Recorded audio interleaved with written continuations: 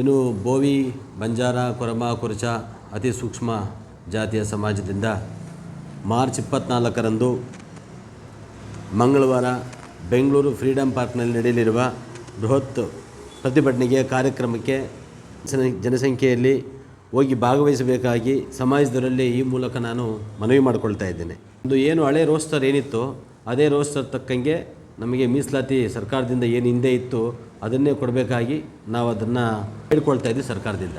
ಮಠದಿಂದ ಒಂದು 20 ಬಸ್ ವ್ಯವಸ್ಥೆ ಮಾಡಿದ್ದಾರೆ. ಆ ಬಸ್ ಮುಖಾಂತರ ನಾವೆಲ್ಲ ಹೋಗೋದಕ್ಕೆಲ್ಲ ಸಿದ್ಧತೆಗಳು ಮಾಡ್ಕೊಂಡಿದ್ದೀವಿ.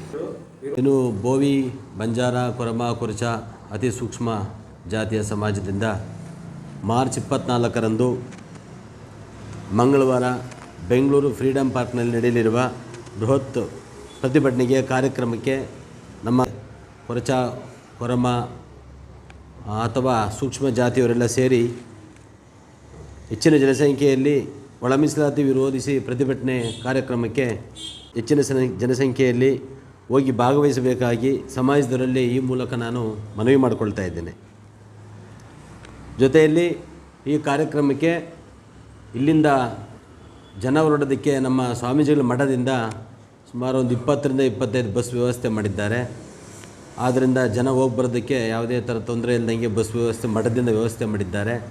ಈ ಕಾರ್ಯಕ್ರಮಕ್ಕೆ ನಾವು ನಮ್ಮ ತಾಲೂಕಿಂದ ನಮ್ಮ ಸಾಸ್ಲ ಹೋಬಳಿ ಆಗಿರ್ಬೋದು, ಮಧುರೆ ಹೋಬಳಿ ಆಗಿರ್ಬೋದು, ಅಥವಾ ನಮ್ಮ ತೂಪ್ಗೆರೆ ಹೋಬಳಿ ಆಗಿರ್ಬೋದು, ಕಸ್ಬಾ ಹೋಬಳಿ ಆಗಿರ್ಬೋದು, ನಗರ ವ್ಯಾಪ್ತಿಯಿಂದ ಸುಮಾರು ನಾವು 1ರಿಂದ 1,500 ಸಾವಿರ ಜನ ಎಲ್ಲ ಸೇರಬೇಕು ಅಂಥೇಳಿ ಸೇರಿ ಈ ಕಾರ್ಯಕ್ರಮಕ್ಕೆ ಹೋಗಿ ಈ ಕಾರ್ಯಕ್ರಮ ಯಶಸ್ವಿ ಮಾಡಬೇಕಂತೇಳಿ ನಾವೀಗಾಗಲೇ ತೀರ್ಮಾನ ಮಾಡಿದ್ದೀವಿ. ಇದ್ರ ವಿಚಾರವಾಗಿ ಈಗಾಗಲೇ ನಾವು ಎಲ್ಲ ನಮ್ಮ ಸಮಾಜದ ಲೀಡ್ರಿಗೆಲ್ಲ ಎಲ್ಲ ಅಧ್ಯಕ್ಷರಿಗೆಲ್ಲ ಒಂದು ಮಾಹಿತಿ ಕೂಡ ಕೊಟ್ಟಿದ್ದೀವಿ. ನಾಳೆ ಇದ್ರ ವಿಚಾರವಾಗಿ ಗ್ರಾಮದ ಎಲ್ಲ ಹಳ್ಳಿಗಳಿಗೂ ಭೇಟಿ ಮಾಡಿ ಈ ಕಾರ್ಯಕ್ರಮಕ್ಕೆ ಹೆಚ್ಚಿನ ಜನಸಂಖ್ಯೆಯಲ್ಲಿ ಹೋಗಿ ಈ ಒಂದು ಕಾರ್ಯಕ್ರಮ ಯಶಸ್ವಿ ಮಾಡಬೇಕಂತ ಹೇಳ್ತಾ ನಮ್ಮ ಸಮಾಜದವರಿಗೆಲ್ಲರಿಗೂ ಮನವರಿಕೆ ಮಾಡ್ತಾ ಇದ್ದೀವಿ. ಈ ಕಾರ್ಯಕ್ರಮದ ಬಗ್ಗೆ ನಮ್ಮ ನಮ್ಮ ಬೋವಿ ಸಮುದಾಯದ ಅಧ್ಯಕ್ಷರು ಎಲ್ಲ ಮಾತಾಡಿದರು. 24ನೇ ತಾರೀಕು ಫ್ರೀಡಂ ಪಾರ್ಕಲ್ಲಿ ನಮಗೆ ಮೀಸಲಾತಿಯಲ್ಲಿ ಅನ್ಯಾಯ ಆಗಿದೆ ಅಂತ ಪ್ರತಿಭಟನೆಯನ್ನು ಹಮ್ಮಿಕೊಂಡಿದ್ದೀವಿ.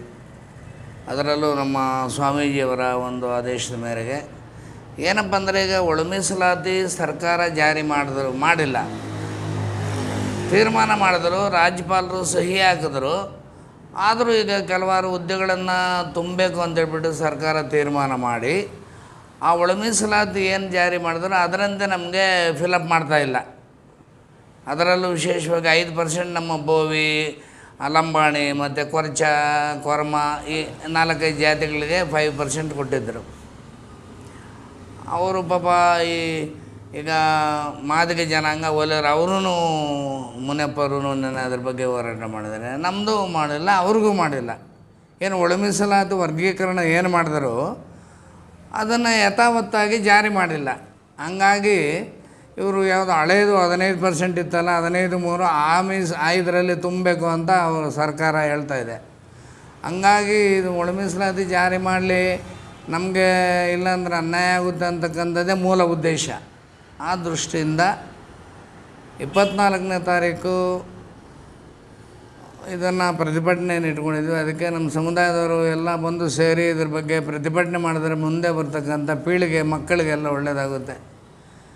ಇದನ್ನು ಜಾರಿ ಮಾಡಿಸ್ತಕ್ಕಂಥದ್ದು ನಮ್ಮ ಕರ್ತವ್ಯ. ಅದಕ್ಕೆ ನಮ್ಮ ಬೋವಿ ಸಮುದಾಯದ ಪ್ರತಿಯೊಬ್ಬರು ಜನಗಳು ಬಂದು ಭಾಗವಹಿಸಿ ಸರ್ಕಾರದ ಗಮನಕ್ಕೆ ತಂದರೆ ಏನಾದರೂ ನಮಗೆ ಜಾರಿ ಮಾಡ್ಬೋದೇನೋ ಅಂತಕ್ಕಂಥದ್ದು ನನ್ನ ಅಭಿಪ್ರಾಯ. ದಯಮಾಡಿ ಈ ಸರ್ಕಾರದಲ್ಲಿ ನಮ್ಮ ಸಿದ್ದರಾಮಯ್ಯನವರು ಇದು ನಮಗಾಗಿ ಖಂಡಿತವಾಗಿ ಹೋರಾಟ ಮಾಡಬೇಕು. ಸಿದ್ದರಾಮಯ್ಯನವರು ಈ ಬಡವರ ಇದರಿಂದಲೇ ಇವರು ಅಧಿಕಾರಕ್ಕೆ ಬಂದಿರತಕ್ಕಂಥವ್ರು. ತುಂಬ ಜನಗಳು ಸಿದ್ದರಾಮಯ್ಯ ಸಹಾಯ ಮಾಡಿರ್ತಕ್ಕಂಥವ್ರು ಈ 3-4 ಜಾತಿಯಿಂದನೂ ಸಹಾಯ ಮಾಡಿದ್ದಾರೆ. ಅವರು ಅಧಿಕಾರಕ್ಕೆ ಬರಬೇಕಾದ್ರೆ ಸಿದ್ದರಾಮಯ್ಯನವರು ನಮ್ಮ ಈ ಜನಾಂಗದಿಂದಲೇ ಬಂದಿರೋದು ಕಾರಣ. ಇದಕ್ಕಾಗಿ ನಮ್ಮ ಜನಾಂಗಕ್ಕೆ ತುಂಬ ಅವರು ಆ ಸಮಾಜದಲ್ಲಿ ಎದ್ದು ನಿಂತು ಮಾತಾಡಬೇಕು. ಈ ಜನಾಂಗಕ್ಕೆ ಸಪೋರ್ಟ್ ಮಾಡಬೇಕು. ಮುಂದೆ ಏನೇ ಸಹಾಯ ಬೇಕು ಅಂತಂದರೆ ಈ ಜನಾಂಗಕ್ಕೆ ತುಂಬ ಅವರು ಸಹಾಯ ಎದ್ದು ನಿಂತು ಸರ್ಕಾರದ ಮೇಲೆ ನಿಂತು ಮಾತಾಡಬೇಕು ಅಂತೇಳಿ ತಮ್ಮಲ್ಲಿ ಪ್ರಾರ್ಥನೆ ಮಾಡ್ಕೊಳ್ತೀವಿ.